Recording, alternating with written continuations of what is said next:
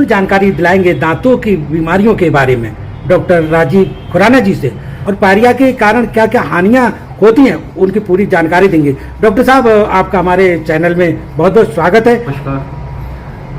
मेरा नाम डॉक्टर राजीव खुराना है। जैसा कि आपने बोला, मैं 23 वर्षों से हल्द्वानी में मैं प्रैक्टिस कर रहा हूँ, और यहाँ आने से पहले मैं आर्मी में और तक मेडिकल कॉलेज में भी सेवाएं दे चुका हूँ। और शिक्षा से मैं और पेशे से, जैसे आपने बताया, मैं एक दंत चिकित्सक हूँ, और उसकी शिक्षा मैंने आरंभिक शिक्षा मैसूर यूनिवर्सिटी से किया है 1995 में, और उसके बाद मैंने पोस्ट ग्रेजुएशन CCU से किया है, चौधरी चरण सिंह यूनिवर्सिटी मेरठ से किया है।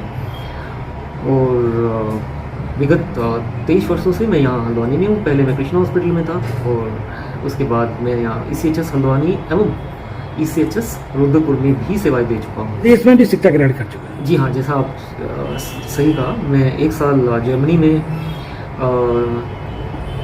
ट्रेनिंग ले चुका हूँ, जिसमें मैंने जर्मन लैंग्वेज और ऑब्जर्वरशिप किया है, जिसमें मैंने देखा है कि कैसे वर्ल्ड क्लास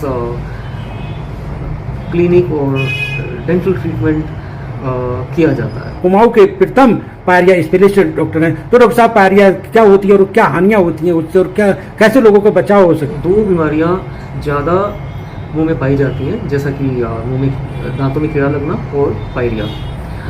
और पायरिया एक साइलेंट बीमारी है, जिसके अंदर हमारे दांत, जो कि गंदगी से ही शुरू होती है, जिस दांतों पे जो गंदगी जमा हो जाती है उससे शुरुआत होती है। इसके लक्षण मुंह से, मसूड़ों से खून का आना, दुर्गंध आना, और ये शुरुआती लक्षण है। और बाद में दांत के आसपास हड्डी का ख़त्म हो जाना, ये एक इसके लक्षण है। कीड़ा लगने में और पायरिया में फ़र्क यह है कि कीड़ा लगने में दर्द होता है और पेशेंट हमारे पास या दंत चिकित्सक के पास जाते हैं या भागते हैं। जब डॉक्टर साहब, पायरिया की बात की जाए तो आप पे इसकी मास्टर डिग्री भी है और आप इसके स्पेशलिस्ट हैं, तो पायरिया क्या बीमारी होती है और कहाँ तक पहुँच जाती है, क्या घाटा हो सकता है?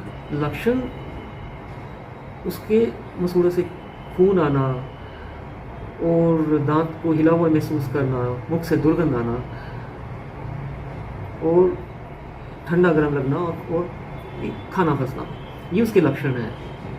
तो सर, ये किस हद तक पहुँचेगी, हड्डी खराब कर सकती है? यस, शुरुआत में हम इसे जिंजिवाइटिस बोलते हैं, जब तक ये मसूड़े तक सीमित होता है, और ये बहुत कॉमनली पाया जाता है। लेकिन इस दौरान अगर हम उसकी देख रेख या नहीं दिखाएं तो ये हड्डी में चले जाता है, जो कि इसे हम पेरोडोंटाइटिस बोलते हैं। इसमें दांतों की हड्डी खत्म होना शुरू हो जाती है और दांत धीरे धीरे हिलना शुरू हो जाते हैं। कौन कौन सी ऐसी बीमारियां लगभग होने की संभावना रहती है? पायरिया, देखो, ज़्यादातर लोगों में ये बिल्कुल इसका अंदेशा नहीं है या इस चीज़ का नॉलेज नहीं है कि पायरिया से सिर्फ हम दांत नहीं खोते हैं। पायरिया, क्योंकि इसमें इतने कीटाणु हमारे मुख में रहते हैं, उसके कारण ऐसी बहुत सी बीमारियां हैं जो शरीर को घेरने की संभावनाएं बढ़ती हैं। जैसे कि जिन लोगों में पायरिया होता है उन लोगों में हार्ट अटैक, स्ट्रोक, आर्थराइटिस, ऐसी खतरनाक बीमारियां ज़्यादा देखी गई हैं। तो पायरिया को हम एक खतरनाक श्रेणी की बीमारी कह सकते हैं। उसमें हमें उसका बिल्कुल एहसास नहीं होता है।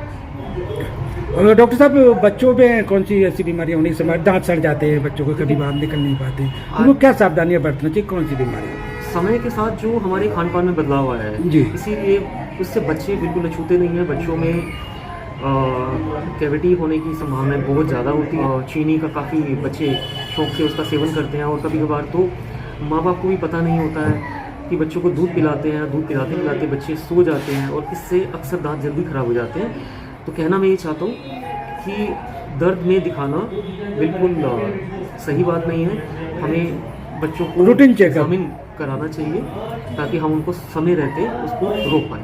कर रहे थे पायरिया रोग विशेषज्ञ डॉक्टर राजीव खुराना जी से कि किस तरह पायरिया होती है और कौन कौन सी हमारे दांतों में बीमारियां होती हैं, उनकी पूरी जानकारी दे रहे थे डॉक्टर खुराना जी हमारे सामने। धन्यवाद दर्शकों। धन्यवाद। Welcome to Haldwani channel. आपके माध्यम से मैं अगर दर्शकों का कुछ लाभ कर पाऊँ या कुछ अपना संदेश पहुंचा पाऊँ, इसके लिए बहुत बहुत धन्यवाद।